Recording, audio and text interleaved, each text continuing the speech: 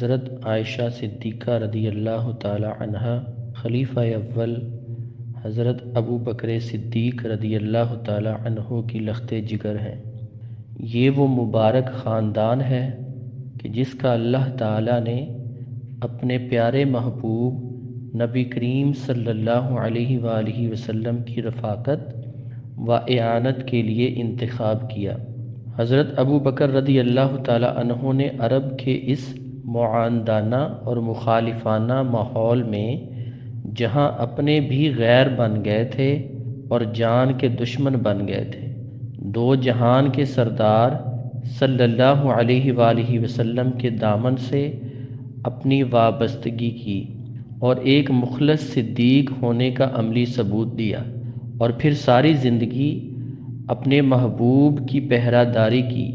گھر کی چار دیواری کے باہر صدیق اکبر رضی اللہ تعالی عنہ حضور صلی اللہ علیہ وآلہ وسلم کے سفر و حضر کے رفیق تھے، جبکہ گھر میں صدیقہ کائنات حضرت عائشہ صدیقہ رضی اللہ تعالی عنہا اپنے شوہر عزیز کے لیے صدق وفا کا کامل نمونہ تھیں۔ روایات میں آتا ہے کہ نکاح سے پہلے حضور صلی اللہ علیہ وآلہ وسلم نے خواب میں دیکھا کہ ایک فرشتہ ریشم کے کپڑے میں لپیٹ کر آپ کے سامنے کوئی چیز پیش کر رہا ہے۔ آپ صلی اللہ علیہ وآلہ وسلم نے استفسار کیا کہ یہ کیا ہے، تو جواب ملا آپ کی بیوی۔ آپ صلی اللہ علیہ وآلہ وسلم نے کھول کر دیکھا تو حضرت عائشہ صدیقہ رضی اللہ تعالی عنہا تھیں۔ حضرت عمر بن عاص رضی اللہ تعالی عنہ نے ایک مرتبہ نبی کریم صلی اللہ علیہ وآلہ وسلم سے دریافت کیا کہ یا رسول اللہ صلی اللہ علیہ وآلہ وسلم، آپ دنیا میں سب سے زیادہ کسے محبوب رکھتے ہیں؟ تو آپ صلی اللہ علیہ وآلہ وسلم نے ارشاد فرمایا عائشہ کو۔ انہوں نے عرض کیا یا رسول اللہ صلی اللہ علیہ وآلہ وسلم، میں نے مردوں سے متعلق سوال کیا تھا۔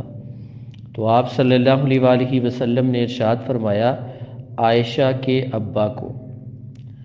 ایک دفعہ ام المؤمنین حضرت ام سلمہ رضی اللہ تعالی عنہا سے فرمایا ام سلمہ، مجھ کو عائشہ کے معاملے میں دک نہ کرو، کیونکہ عائشہ رضی اللہ تعالی عنہا کے علاوہ کسی اور بیوی کے لحاف میں مجھ پر وحی نازل نہیں ہوئی۔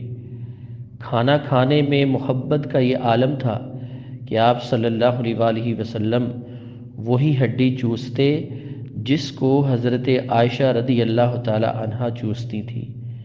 پیالہ میں وہیں منہ رکھ کر پیتے تھے جہاں پر آپ رضی اللہ تعالی عنہا منہ لگاتی تھیں۔ حضرت عائشہ رضی اللہ تعالی عنہا نے حضور صلی اللہ علیہ وآلہ وسلم کی صحبت میں ایک عرصہ گزارا، جس کے پے در پے آپ کی شخصیت پر اثرات تھے۔ آپ کا حجرہ چونکہ مسجد نبوی صلی اللہ علیہ وآلہ وسلم سے بالکل متصل تھا، اس لیے آپ مسجد میں صحابہ رضی اللہ تعالی عنہما سے کیے جانے والے تمام مواعظ کو سنتی اور یاد کر لیتی، اور اگر کسی چیز بارے کوئی تردد ہوتا تو آپ صلی اللہ علیہ وآلہ وسلم جب حجرہ مبارکہ میں تشریف لاتے تو اس کی تشفی کر لیتی۔ احادیث کا معتد حضرت عائشہ رضی اللہ تعالی عنہا سے منقول ہے، بلکہ علماء نے لکھا ہے کہ حضرت ابو ہریرہ رضی اللہ تعالی عنہ کے بعد سب سے زیادہ روایات حضرت عائشہ رضی اللہ تعالی عنہا سے منقول ہے، جس سے آپ کے کمال علم کا پتہ چلتا ہے۔ حضرات صحابہ رضی اللہ تعالی عنہم کو حضور صلی اللہ علیہ وآلہ وسلم کی وفات کے بعد اگر کسی بات یا مسئلہ میں کوئی تردد ہوتا تو وہ پردہ میں جا کر آپ سے پوچھ لیتے، اور وہ انتہائی احسن انداز میں سائل کی تشفی فرما دیتی تھیں۔